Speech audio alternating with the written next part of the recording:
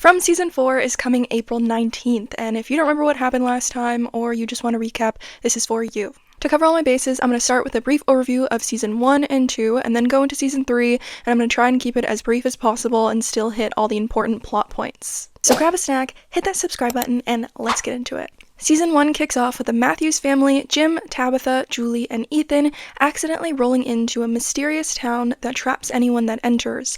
The sheriff, Boyd Stevens, is basically running a super strict prison. You must be inside before sunset, because once it's dark, these smiling, human-like monsters come out of the forest and kill anyone they can reach. They're very creepy. The only way to survive is these weird talismans that keep the creatures out of all enclosed spaces. The town's divided in two. The town, which is all the structure and rules thanks to Boyd, and the colony house, which is more free-spirited, run by Donna. New arrivals have to pick a side, and of course, the Matthews family splits. Julie goes to Colony House for more independence and freedom, while the rest of the family stays in town, creating tension between them. And the town enforces brutal consequences for breaking the rules. After his drunken negligence leads to his wife and daughter being killed by the monsters, this guy, Frank Pratt, is sentenced to the box, a punishment where he's locked outside overnight to be torn apart by the creatures. And all he did was not be home when the monsters attacked. But it's not just the monsters and strict rules, there's a ton of weird supernatural stuff happening too. The little boy Ethan keeps seeing this mysterious boy in white. Victor, a longtime town resident, is talking about magical faraway trees that can teleport people. Jade, this tech entrepreneur, starts seeing creepy symbols and dead bodies and visions, and the forest is apparently moving. Like the trees are literally moving, according to Victor. Then there's quiet, creepy Sarah. She starts getting messages carved into her skin telling her to kill the boy, Ethan.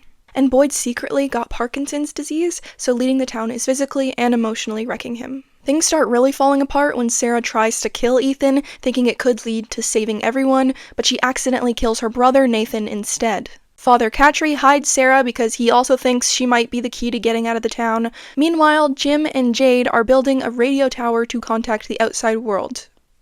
Doesn't work. Then Colony House runs into big trouble. This guy Kevin lets a monster named Jasmine inside, thinking she's his girlfriend.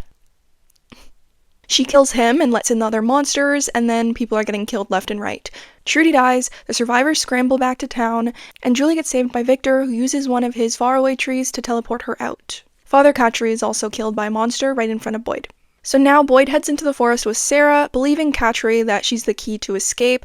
Boyd keeps seeing Abby, his late wife, who he had to kill years ago to save their son Ellis. Back in town, Jim and Tabitha are trying to figure out this whole supernatural power thing. Tabitha digs into the basement and finds massive underground tunnels where the monsters sleep during the day. In the forest, Boyd collapses from spider bites, Sarah drags him to safety, and he ends up being sent through a faraway tree, trapped somewhere unknown, in a well. And just when the survivors think they might be safe again for a little bit, a bus full of new arrivals rolls in and the nightmare is about to start all over again. Season 2 basically picks up the exact second Season 1 ends, with that bus full of new arrivals pulling into town. The bus brings about 24 people. Most of them obviously don't believe the whole monsters come out at night rule. Some of them run into the forest when night falls and are killed almost instantly, reminding everyone that the rules are very real. The new arrivals also introduce some key players: Elgin, who has a strange dream about the town before ever arriving, Randall, who's aggressive and constantly challenging the town's authority, Tilly, an oddly calm older woman, Bacta, the guilt-ridden bus driver, and Marielle, Christy's fiancé from the real world, which complicates things because Kenny has feelings for her. At the same time, the Matthews family situation gets worse. The house collapses while Jim and the others are trying to rescue Tabitha, trapping several people under the rubble overnight while the monsters wander nearby.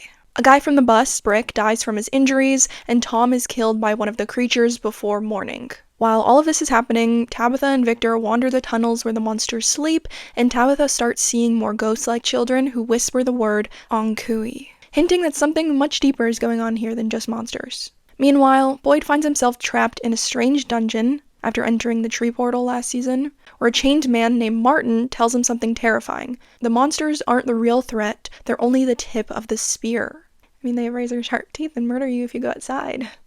Before dying, Martin transfers something into Boyd's blood, these parasitic worms that start crawling under Boyd's skin. Thank you very much, Martin. Strangely enough, they also stop his Parkinson's tremors. Back in town, tensions are rising fast, food is becoming scarce after the bus arrivals, people are starting to panic, and Randall keeps provoking the monsters just to prove he's not afraid. Meanwhile, Jade continues investigating the mysterious symbol he keeps seeing in visions. Victor reveals that years ago, another man named Christopher started seeing the same symbol, and shortly after that, everyone in town was slaughtered. Things take a brutal turn when Boyd realizes the worms in his blood might be able to kill the creatures. He confronts one of them, the smiling monster everyone calls Smiley, and the worms transfer into it. And for the first time ever, a creature dies. When they perform an autopsy, they discover the monsters look human on the inside, but are completely dried out with no blood. Only orange bile. But killing Smiley only seems to trigger something worse. A new supernatural threat begins appearing through dreams, a creepy music box, and a haunting nursery rhyme. They touch, they break, they steal. No one here is free. Here they come for 3 unless you stop the melody. Some people begin having dreams that affect their reality. Kenny wakes up with burns from a dream. Elgin wakes up choking on water after dreaming he drowned. And one woman even dies in her sleep when her body mysteriously shatters. 3 victims, Randall, Julie, and Marielle, are attacked by swarms of cicadas and fall into a coma-like trance. Sarah eventually realizes that the curse is tied to the music box Boyd saw in the dungeon. Boyd returns to the ruins where he first met Martin and discovers that lighting a torch reveals the dungeon again. Inside, Randall, Julie, and Marielle are chained to the walls while the music box plays. Boyd smashes the music box, breaking the curse and waking them all up. Meanwhile, another huge storyline is unfolding with Tabitha. Guided by Victor, she enters a special faraway tree called the Bottle Tree. Years ago, his mother tried to reach the same lighthouse because she believed children were trapped in a tower there. At the top of the lighthouse, she meets the mysterious boy in white who simply tells her this is the only way and pushes her out the window. But instead of dying, Tabitha wakes up in the hospital in the real world. She's told she was found unconscious in the woods after being missing for 3 days, meaning she somehow escaped the town.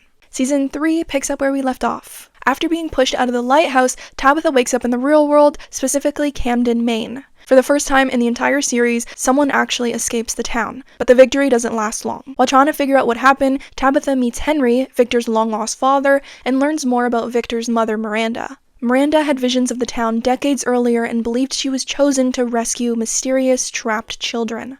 The more Tabitha hears about Miranda, the more it starts to feel like she might be connected to the same fate. But before she can figure anything out, the nightmare pulls her back in. The ambulance transporting her and Victor after an accident arrives at the same fallen tree that traps everyone.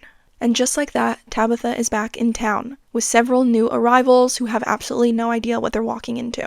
Meanwhile, things in town are falling apart fast. A massive storm destroys most of the crops, leaving the community facing a brutal food shortage. Boyd and Donna are struggling to keep people calm, but the monsters decide to escalate things even further. One night, they release all the livestock from the barn, forcing the townspeople outside after dark to save their only remaining food supply. In the chaos, Boyd and Kenny's mother, Tian Chen, get trapped inside the barn, where the monsters brutally torture and kill her, forcing Boyd to watch. As the town tries to recover, the forest continues revealing new secrets. Jim and Kenny discover abandoned cabins and a hidden area filled with food, which might save everyone from starvation. Jade becomes increasingly obsessed with the strange symbols he keeps seeing in visions and starts investigating the mysterious bottle trees in the woods. These are trees with hanging bottles that contain numbers, which might be some sort of code. But the supernatural attacks inside people's minds are getting worse. Jim starts receiving phone calls from a voice claiming to be his dead son, Thomas. The voice knows things it shouldn't and seems to be watching the town in real time. Ethan also hears it, suggesting that whatever's controlling the town can manipulate technology and people's thoughts at the same time. Then there's Fatima, Ellis's girlfriend, and what starts as a hopeful pregnancy quickly turns disturbing. She becomes violently sick, develops cravings for rotten food, and starts behaving in ways that clearly aren't normal. Eventually, things spiral completely out of control when she accidentally kills Tilly in the greenhouse during a panicked breakdown. And it turns out that's only the beginning. Elsewhere, Elgin continues to see the mysterious kimono woman who keeps asking him for help. She leads him to a hidden room beneath the root cellar containing a corpse and hints that she might be able to save everyone. But people keep saying that and nobody's getting saved. Meanwhile, Victor is trying to piece together his childhood memories with Sarah's help, remembering the massacre that wiped out the entire town when he was a kid. When Tabitha's ambulance finally arrives in town, the creatures attack again. During the chaos, a terrified police officer accidentally shoots and kills Nikki, a colony house resident, while firing wildly at the monsters. And Boyd is forced with an impossible decision: save Tabitha or save Randall, and ultimately leaves Randall behind. The next morning, the monsters return Randall's mutilated body to the town, still alive, which proves they're not just killing people anymore, they're trying to break them. As the season moves towards the final, the mysteries finally start connecting. Jade deciphers the numbers inside the bottle trees using music, which draws the ghostly children toward him. One of them finally speaks a word they've been repeating for seasons. It means remember. And Tabitha suddenly realizes the horrifying truth. She's the reincarnation of Miranda, Victor's mother. And Jade is a reincarnation of Christopher, the man who went mad years ago. These two have been trying to stop the same ritual for generations, but every time they get close, the cycle resets. At the same time, Fatima's condition reaches its terrifying conclusion. She gives birth in the root cellar, but instead of a baby, a fleshy sack emerges. A kimono woman carries it into the tunnels where the monsters gather around it like it's some sort of ceremony. The sack opens, and the creature known as Smiley is reborn. It's revealed that the monsters were once human, and they sacrificed their own children in exchange for immortality. When one of them dies, the town simply uses a human to bring them back. But the biggest shock comes in the final moments. Julie reveals the ability to travel through different points in the town's timeline, something Ethan calls being a story walker. She tries to return to the past to change events and save her father Jim, but the story won't let her. A mysterious man in a yellow suit appears and brutally kills Jim, the same man who seems to know everything about the town and may have been the voice on the radio all along. And with that, season 3 ends with the town closer to the truth than ever, but also more dangerous than ever. Because now they know the monsters aren't the real enemy, something far worse is running the show. And that is from season 1 to 3. This is usually the point where I give some theories and predictions, and I will, but I honestly have no clue what's going on in this show. Every time we seem to get answers to something, we get another mystery. The ghost kids are the monsters' children they sacrificed, Fatima's baby is Smiley reborn, Tabitha and Jade are reincarnations, and Julie can time travel.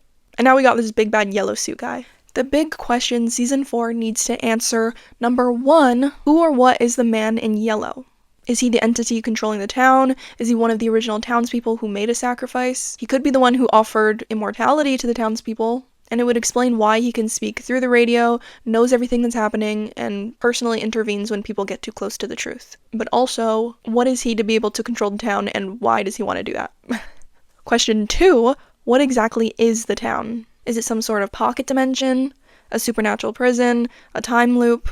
Question 3, what do the ghost children want? Assuming they're the sacrificed children and they've been guiding the characters the past few seasons, do they want justice? Are they trying to help the group escape? Is there some way for them to be saved to free the residents of the town? Question 4, what is going on with Julie's new story walker power? Can she only observe the past, or can she change it? Has she done it before in past events? Is she the key to escaping? And question 5, what is the real purpose of the monsters? We now know they're once human, but why are they here?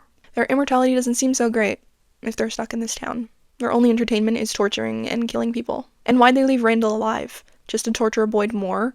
Is it all for fun, or is there a deeper motive? A theory I saw that I really liked was that the town is a story, kind of like Once Upon a Time. Maybe Julie being a story walker means she can move through the chapters. Maybe each character fills a role like hero, guide, skeptic, sacrifice, villain. With the reincarnation of certain characters, maybe the story continues to repeat itself, and the only way for them to escape would be to end the cycle. And the man in yellow is the one writing the story. Comment your thoughts on the series so far and your theories for the future. Like and subscribe for recaps, reactions, and more. Thanks for watching, and I'll see you next time.